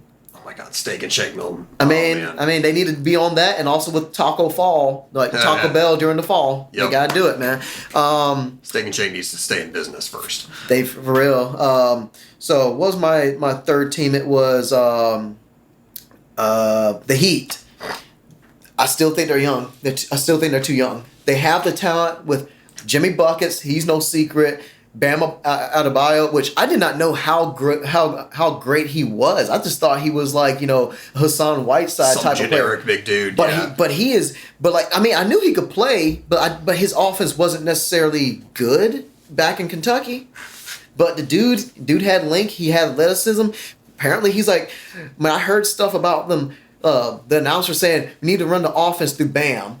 And then when he went out of the game and stuff, it like tanked their offense. Like on the game I saw on Thursday, because when he went out for 4 fouls, he came back, then he got called for a moving screen. Then he had to go right back on the bench for his 5th foul. And it just kind of wrecked the offense. And it just gave the Bucks the chance to just pull away. While they did that with Giannis on the bench with 5 fouls. Oh my God! So Chris Middleton of all I don't think people show enough love for Chris Middleton. The dude can put the ball in the hoop, and the guys around them, like around the perimeter and stuff, and they got Brook Lopez. How? That is just like amazing how they got that much talent and stuff. Yeah, they are definitely the number 1 team in the East. And it should be, if they make it to the finals, it should be no surprise. But with the history, I don't know. But the Heat, they're young. They got great young core and stuff, but I just don't think they have enough experience to quite compete for, against the big boys. I mean, they're the 4th seed and stuff, but I don't think they're quite there yet. I think they're like another like all-star away, maybe. I mean, and to this day, I'm still surprised that Jimmy Butler joined them during the off season. Yeah. I mean, to be fair, it is Miami. I mean, sunny sky, sunny blue skies and everything. Well, it's Miami, and like they've assembled like an entire team full of bullies, basically. Like people with Jimmy Butler's personality, in essence. Man. With like Tyler Hero and Bam Adebayo and these guys that will just kind of come out and shove you around. And Wait, Tyler Hero shove people around and stuff? well, they kind of all have That edge. it's a team of dogs. I mean, Eric Spoelstra like loves that though. Yeah. Like also, like I might have stayed on the record before, but I want to say this once again. Like I apologize, Eric Spoelstra, for like disrespecting your name when you was like the coach coaching Wade, Bosch, and James. Remember, everybody thought that Pat Riley was going to fire Spoelstra and just coach the team himself. I think I was one of those people that wanted that to happen. Who basically thought it was like a David Blatt situation. But no, he's proven himself. Eric Spoelstra, he's a fantastic coach. He is awesome, man, and so is next team on the list, like who's number 2, contending to with the Bucks. Brad Stevens. Like, remember when they threw him to the Wolves, and it was during a rebuild, replacing Doc. So they kind of threw him in there to kind of lose and to maybe fire him a couple years, so it'd be like a scapegoat. Yeah. And they made the playoffs because the dude can coach. Yeah. I mean, he got the Butler Bulldogs to 2 straight Final Fours. No, 2 straight championship games. Yep. Yes. And yeah, and I mean, I was gonna say too, Matt Howard and Shelvin Mack, man, for the win. Who remembers those guys? Show of hands. Oh, I do. But I was gonna say too, credit to Philly that God, that's probably the first time I've ever said that sentence. But what I was gonna say, they did the same thing with Brett Brown. He coached the team through all of those lean years. And people are still saying people are still putting him on the hot seat though, especially like guys like Stephen A. Simmons, because you have all this talent, you got to get it done. If you don't, your job is heating up. Like your job is on the line. I mean, management made the decision to get rid of their depth and stuff. And it is, but at some point, your best player has to also like shoot a 3. But 9 times out of 10 they're gonna get rid of the coach before a superstar player. Oh yeah. Is Ben Simmons a superstar though, or is he just a star? He's close. Does he need a jump shot to be superstar status? Does he need it? Yeah. Yes. No, I think that's what's so frustrating. He's an all-star, but he's not an all-NBA guy. On the outside looking in, we as armchair analysts look at Simmons and we're like, we know you're good, but dude, with a jump shot, you're LeBron James. You are the best player in the game, probably. He's already like LeBron James because he's a playmaker. We know you're top 20, but you can be top 2 or 1. But he's got to want it though. He's got to have that hunger, and it doesn't look like he has that. But I could be wrong, but he's not looking like he wants it. Not everybody basically takes the Mookie Betts approach where they obsessively pick apart weaknesses in their own game. Some guys go, hey, what I'm already doing has gotten me to this point and has made me one of the best, people in the world at this. So, why should I, continue to, But that's the difference. You create a ceiling for your own self. It's why should I continue I'm a great player. Why should I pick apart my own faults when I feel like I can make up for it in other ways? Because your team would benefit greatly from you working on your weaknesses. Because your weaknesses is hindering the team, and then because of your weaknesses, that is you're creating a ceiling for yourself and for how far your team can go. Yeah. But some people are accustomed to good enough, or some people are okay with just being great but not being the best. Some people have that killer instinct, man. Once again, God rest his soul, Kobe Bryant, just a stone cold killer on the court. Yeah. I'm gonna beat you. Like that story he told. Was it Jason Williams, the analyst? Jay Williams. Jay Williams. Yeah, yeah. He was like, yeah, I was like, the back when he was playing for the Bulls, he was like, went out in the warm-ups, I think it was like early in the afternoon, he was working on his shot and everything. You know, Kobe was out there. Like Kobe, I think Kobe had left or something. Or no, he was working out and stuff. Then Kobe went out and was doing like in-game games he would do, like moves he would do in the game. And like going real hard and stuff. And he's looking at this guy like, this dude's gonna be tired.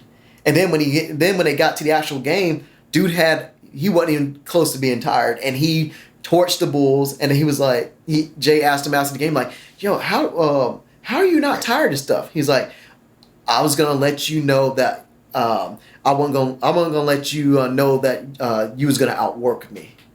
That's that killer instinct, that killer mentality, and people have it and people don't. So I'm wondering, there's a crossroads with Ben Simmons. I'm not sure if he has that. I'm not sure if he has that gene, that killer mentality. That's the thing that's missing right now. Like, if you're a killer, you try to make sure you address your weaknesses to the point you go get close to minimizing them, or you eradicate them entirely. And there's tons of other examples of great players in many different sports who really, it's the kind of thing, honestly, that you'd find an annoying trait in like a friend or a family member, but it's, what makes a great professional athlete, is that willingness to just literally never, ever, ever stop working on improving.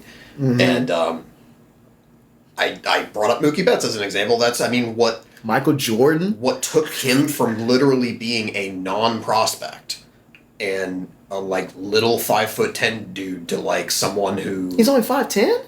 Yeah, he's not a big dude. Really? Yeah. Dang.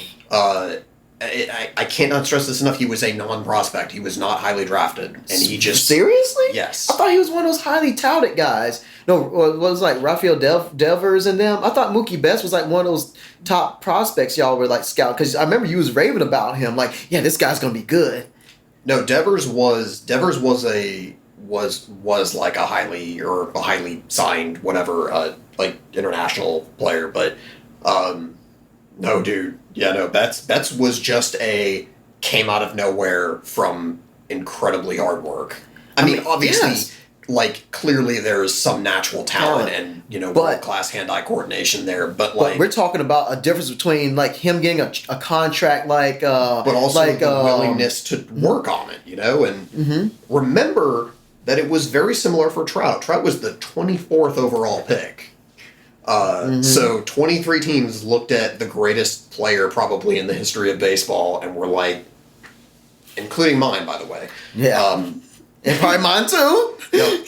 But point being is, like, some guys are, just like with Zion, it's not all just having elite like talent. It's you gotta have the willingness to like develop it. And I mean, like, Mookie Betts developed from like he like the way him working his ass off, working his ass off. Of made a big difference between him getting like a Ronald Acuna Jr. Contract versus the contract that he will get from the Dodgers. The contract that he already got. Case in point, he don't worked it. Yep, they gave him like. Was it 300-400? Some high threes, low fours if I remember right. Yeah, they literally just to stick a middle finger up at the Red Sox, they basically gave him the contract that he wanted that the Red Sox wouldn't give him. Yep. But we digress from baseball. I tell you, man, reading that headline was like seeing your ex's wedding photos. It's like the no-brainer. You're like, extending him is a no-brainer. Dang. Yeah, man. But sometimes, but I'm still a firm believer of like, good things come to those who wait. Like, I do believe, like, if you're a fool, like, and you're the person you're the one that let the person get away, and they're living a happier life than you and stuff like that. Yeah, that's your own damn fault because you had it and you blew it. but like certain circumstances of stuff out of your control and stuff, I'm a firm believer of, hey, sometimes you can't predict things and good things come to you, down the road. That means like I used to think like, well, if it's not meant for you at the time, that means something else better is gonna like come along, and then like it'll come along in time when you're ready. You're physically, mentally, and spiritually ready. Like enough of the digression on that one. And you know what? 40 years from now, I'm sure the Red Sox will get some other once-in-a-generation talent. Yeah, I mean... It just won't be anytime soon, because those literally don't come along every day. They don't, but it is what it is. There's human error. Yes. Like, people make good decisions, some people make bad decisions and make absolutely atrocious decisions, but... it is what it is, and this is our reality. No matter how much we think it sucks and whatnot. I mean, Mookie Betts was like my, I'm a Braves fan and stuff, but like I love more of like Mookie Betts than like Ronald Acuna and Ozzie Albies and Freddie Freeman, because just the name Mookie. I mean, it's just amazing, and like the guy can play, and plus like I'm just sort of like I like how now that I just become more of like I've been just hanging out with this guy more like for like over 10 years. We don't know each other for 12 years. 12 flipping years, man. And I've just become like sort of like a closet like Boston fan for the other teams right now. Like, I mean, like I'll root for the Bruins. I don't know too much about them, but because just from virtue of them being Boston, but like freaking, I will always root for the Red Sox because I can't stand the Yankees, and just like except for Aaron Judge, he's cool. But the Red Sox, just root for them, and then just like freaking Big Papi and Manny Ramirez when Pedro Martinez when they broke the curse. That was how I grew up. I mean, like I think that's what made me kind of fall in love with the Boston Red Sox because of those boys, and then like meeting you and stuff. I was like, yeah, I'm gonna root for them. Like Braves are my first love, but they're easily my second favorite team. And then basketball, when they got the over these last 5 years, they've sort of become another favorite of mine because of like the way Brad Stevens is a good coach, and then like the young talent. I love seeing like KG in them. Like, even though I hated them that first round in that 2008 playoffs, because Derrick Rose and Ben Gordon and those boys took them to 7 games. Gave them that first round scare, but then they eventually beat them because they just have more talent. But I root for Boston, like the Celtics, because like I like their talent and stuff. And then like freaking Tatum and Brown and those boys. And that was a point I was going to make earlier. Just hanging with you. I've just been more across the board, more Boston, other than the Patriots. You know what I mean? But this is why I love sports, man. Since that is another sort of long-running storyline over the years our show has existed. D just becomes more progressively Boston. Well, no, specifically the Celtics. Because remember what I said early on when I was very very kind of down on the team for not being able to trade for a superstar with all those picks. And then they got a head case in Kyrie, and then it turned out they didn't really need him. Well, what I said was the NBA he's crazy sometimes. If you don't have a superstar, there's just only so good you can get, and you're not going to be one of those top teams. And that was a point of like extreme consternation for me at the time, because I was just frustrated watching like them strike out on Paul George, strike out on Jimmy Butler, strike out on AD, strike out, and there's 2 ways to get a superstar. You can hopefully hit on draft pick, or they don't hit on 2 though. Or you can sign or trade for one, and obviously they weren't able to do that. But be fair, they've been hitting though on some draft picks. They hit on Jason Tatum, and he is becoming one of the better players in the game. Tatum, and Brown, Marcus Smart, and that, so. The sky's the limit. I know it's going to suck, like, playing in the same conference as Giannis for however many years, but, But to be fair, too, it's kind of a blessing in disguise. Sorry, what was you going to say? You about to play him with Giannis, and then, but But I mean, they have a very strong foundation now, and Yeah. they've got the guy, and presumably, if they can sign Tatum long term, I think that's why they're and holding off continue. on superstars, like Yeah. trying to pick up because They signed Brown. They signed somebody else whose name is escaping me. Oh, right. They re-signed Smart in the offseason. that was a good move. Yeah. Because he is a great if you take him away from he gives that team grit. Yeah. A great 3-and-D guy. Every team needs an asshole. Look at the Bill Lambert with the Pistons. They had a superstar in Isaiah Thomas, and then you can make the case also for like Joe Dumars, but really they weren't they didn't have a big three and stuff. They had a superstar or two, and then they had guys that knew their role and were rugged and knew how to get the job done, and that was a true team right there. Mitch Albom saying that was a team, man. For 2 years, a full team that did not have a Michael Jordan or a Magic Johnson or a Larry Bird were back-to-back champions. Every team needs an asshole.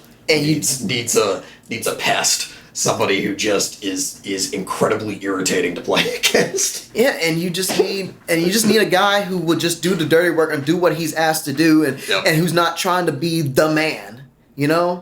And some people are okay with that. Some people want to be the man and of the team and all that stuff. But some people are like, look, I know my role. I love being this guy. And I'm willing to sacrifice and be selfless and sacrifice whatever I need to for this team so we can be a winner. So I don't know, man. But the Celtics, I think, the only thing I feel like if they are to get a superstar in the future, I think they're just missing somebody in the post. And I think them losing Al Horford is it will hurt. Yeah. It hurts. It will hurt them because that was a guy that would stretch the floor and everything. And then and Tice is good, but I think they just need I think that's one of their weak links. They need they need a good power forward threat. They need a power forward or a center threat that's more of an offensive threat. I was going to point when that their jump out. shot ain't falling. I watched the first game back where they played Miami. Because their jump shot, when their jump shots don't fall, man, they can't go inside like that, and it becomes a liability of them not having that great post presence. Bam Adebayo was pushing them around down low. And basically the dude's name is Bam. What do you expect? and could basically get anywhere he wanted near the basket. And that's. And I'll say that, Bam. If you are going to be defending Giannis in the playoffs, that's a problem. But we'll see. We'll see what happens. Okay. And then we get to the Toronto Raptors. They have the tools, they have the shooting and the size to go toe-to-toe with them. Yep. But the deciding factor is, sometimes Lowry disappears in the playoffs. That's been well documented and stuff. But I think they're gonna miss that crunch time guy in Kawhi Leonard, aka who was the Claw at the time. I was gonna say him being able to score at will, to impose his will on the offensive end and on the defensive end, because you need a Kawhi Leonard to be able to defend a Giannis, and without that guy, that's where if the teams are sort of neck and neck, then it's just the advantage because they just have a better superstar. They just have the bigger superstar, the bigger and better superstar than the Raptors do. No disrespect to Pascal Siakam because he that dude can play, but Kawhi is just, I think they're just gonna miss him. Not early on in the playoffs, but when it gets down to say they're down 3 games to 2, they're trying to stave off elimination and they're down by. They're up 1 point, or they're down.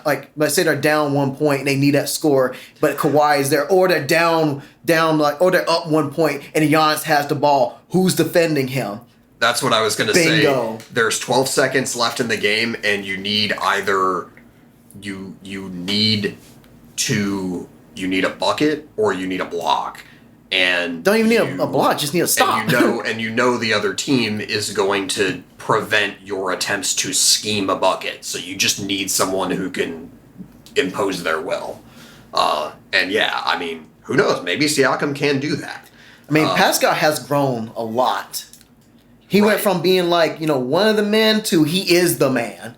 But nobody is Kawhi, and Nobody is Kawhi. And I mean, But no hate. Kawhi owes them literally nothing after what he gave them last year. But is he? But is he good enough for the Clippers to beat the Lakers though? Yes. Yes. Do you think the Clippers can beat the Lakers? Do you think they will beat the Lakers? I think that series goes 7 games, and I think the Clippers win it because I think they were able to pull off all those moves and keep guys like Lou Will, and and they got like quality pieces, man. I think they just have like the best second unit, like Shamit and like Montrezl Harrell and stuff, and they've been doing their thing without 2 or 3 like key guys, man. And Doc Rivers, man. It's hard to bet against him too. Conversely, the Lakers, it's like it's really hard to. It's still LeBron and AD. You take their starting lineup against anybody, but after that, it's like if it's Lakers versus Clippers and we're doing like we're doing only benches. I'm not taking Dion Waiters and J.R. Smith. I'll take Kyle Kuzma. Well, yeah, but I mean, like, you know what I mean. Like, other than that, just total aggregate strength of full roster, I take the Clippers. But I mean, it's going to be close. It's going to, it's just like there's going to be games that go down to the last second. They got 2 future Hall of Famers, dude. And the thing is, if we know anything, we know that it's also not, when things are that tight, it is not a super great idea to bet against LeBron. Yeah, and he's got Anthony Davis. He's not the only guy now. He's not. Because of his ability to, like, and that's the thing, if Anthony Davis can shoulder a lot of... And he can. He has proven those responsibilities, then LeBron is now free to really just save his juice, save his bullets for those endgame situations where you need something superhuman. Barkley said that the deciding factor is Anthony Davis. We know what LeBron can do, but like Anthony Davis is like just that. He is that deciding factor of whether they win a championship or not, because the way LeBron does what he does, but like Anthony Davis can casually get you 30 and 10. Yep. He can casually do that. And he can shoot 3-pointers. And he can just straight up block shots. And he can like get rebounds. And he's got like a nice touch inside. The dude is just, like just like in the video game in 2K. Like LeBron and AD are cheat codes, man. Yep. They really are, because they can dunk, they can score, they can shoot, they can defend, shoot 3s, shoot 2s. They can get the superstar treatment in fouls and get you in foul trouble. Who can hang with those guys, man? And then like if you're trying to guard the paint and stuff, they still got guys like Danny Green and Kyle Kuzma and Caldwell Pope who can shoot 3-pointers. Well, so I mean, we know who can hang with them. Paul George and Kawhi Leonard, and that's why that series is going to be the most goddamn fun any of us have had in a long time. And the only reason why the Lakers won because of a putback miss, LeBron just fouled his shot. Because LeBron did something superhuman while everybody else was watching the damn ball. He didn't do anything superhuman. He did something superhuman as in like a human thing in basketball. He just simply fouled his shot. It hit the front end of the window and he followed his shot. He did a fundamental. He did a thing that you literally tell your like grade school kids to do when you're shooting. He followed his shot and he put it back up. That was it. He didn't dunk it. He didn't do this or that, anything immaculate. He just did, my miss is going straight to me. Let me follow it and put it up. Yep. And that's how they won. But they beat them when they were missing 2 or 3 of their key guys. Yes. And then then Kawhi was in foul trouble early on. They gave him 2 quick fouls. Yep. During that game, the first half. So might even been just the first quarter. So it's gonna be insane, and like that's gonna be. It's so unfair that they're both in the same conference, because that is really the championship that we deserve. It really is. All the subtext. It's the Battle of LA. It's the sort of like bastard stepchild franchise versus like the old guard. I'll be happy for the Clippers too, man. They need this. And you want to talk about validating his super, like, he would validate his Hall of Fame stuff. He's already a validated superstar. But if Kawhi can lead the Clippers to a championship, he validates with 3 different teams. That'd be pretty sweet. He validates his name as being legendary, and he validates his, like, he's already like gonna be considered like a future Hall of Famer. But if he can do that, if he can win this championship this year or next year, just go ahead and put the stamp. Boom, you're in Hall of Fame. You can go ahead and stamp HOF on his application. Yes, if he can do that. Like yes, I forgot. Like two. He's already done it with 2 different teams. That is the one thing that is like, and again, I mean, who knows? We might be doing this all over again next year in terms of like those 2 teams being there at the end. But or LeBron could do it this year. Like the other three different teams and win championships with. Well, no. I was going to say it's a shame that series can't be played entirely in the Staples Center. Because, man, that would be a blast. Can you imagine? Like, what if the NBA just made an exception to play in the Staples Center with no fans, but just put it on the court? It'll be Bubble West. No, they can't. No, they can't. But maybe next year or something. But I'm excited for this series, man. But I mean, we haven't got there yet, and I'm excited. The 2 best players on each team are like all really good defenders, and so like who guards who? Yeah. You got. It's not often you see like superstars guard each other because typically teams tend to kind of want their elite scorers to rest on defense. I love basketball because it's one of the few sports I know that you impose your will you try to impose your will against your opponent on the offensive end, and then you go back on the other side and you try to impose your will on the defensive end. Yep. So I mean, wow. You get like great one-on-one matchups in baseball, but you typically, it's not like you have, I don't know, trying to think of like it's not like you have like Nolan Arenado pitching to Clayton Kershaw. You know what I mean? Like those roles never shift. Mm-mm. It's always sort of like a one-way competition where each guy's doing the thing that he's best at.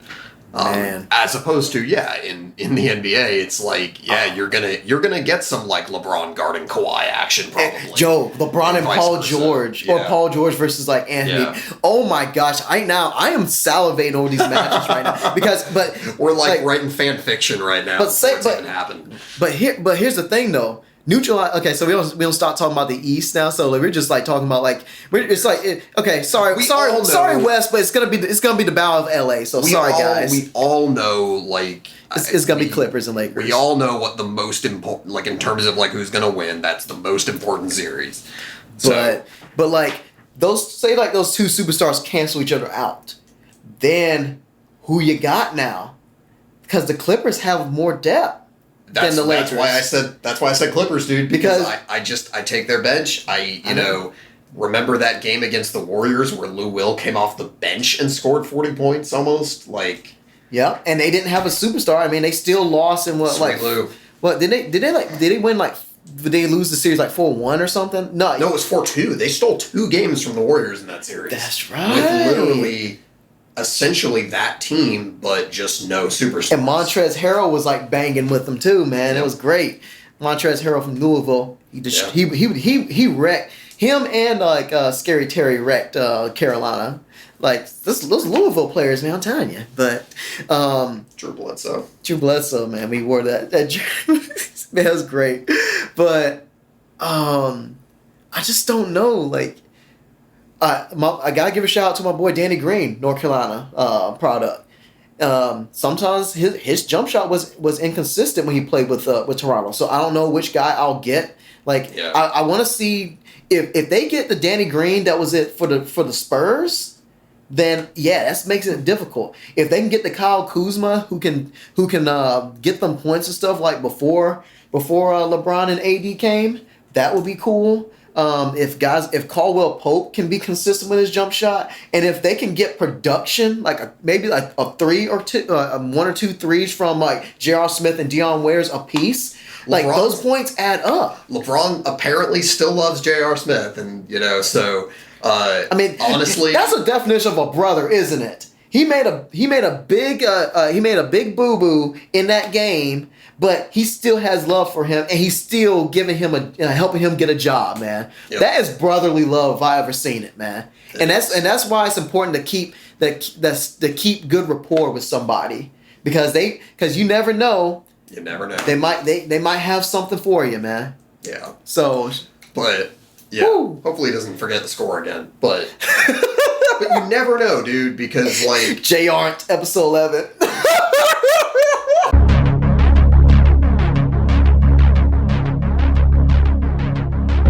I'd like to wrap. Thank everybody for listening. I hope all of you are staying safe out there and all that good stuff, and wearing your masks and distancing your socials and all the other things that we typically do these days. Mm-hmm. I hope all of you are enjoying the NBA and Yes.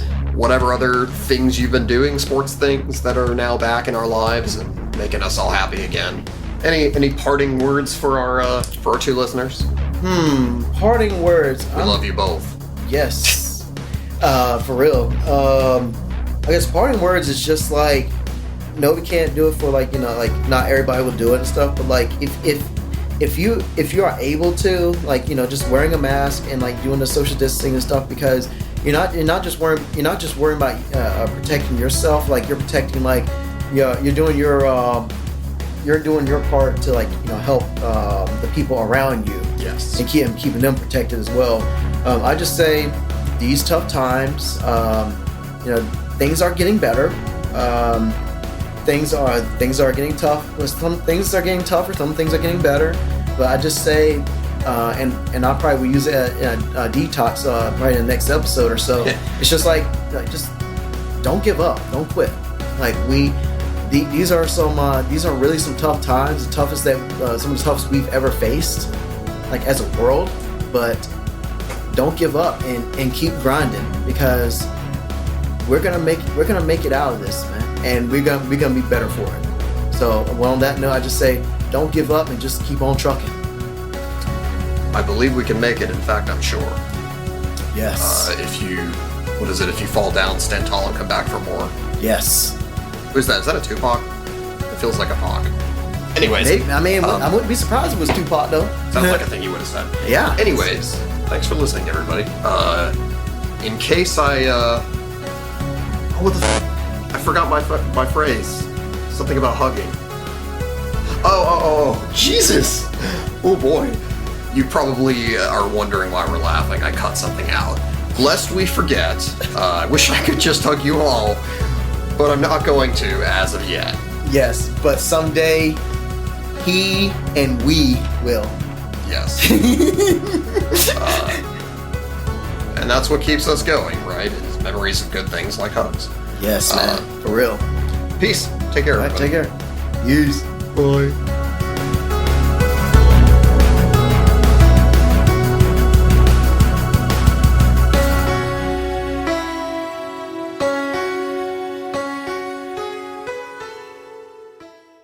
Yeah. Walk this way. Talk this way. Doon doon doon doon doon doon. No, Ding wrong ding song. ding. See, sings the dings. It ain't the same. It's not the same. It's not the same. It's not the same. All right, that'll be another video I'll drop in the description.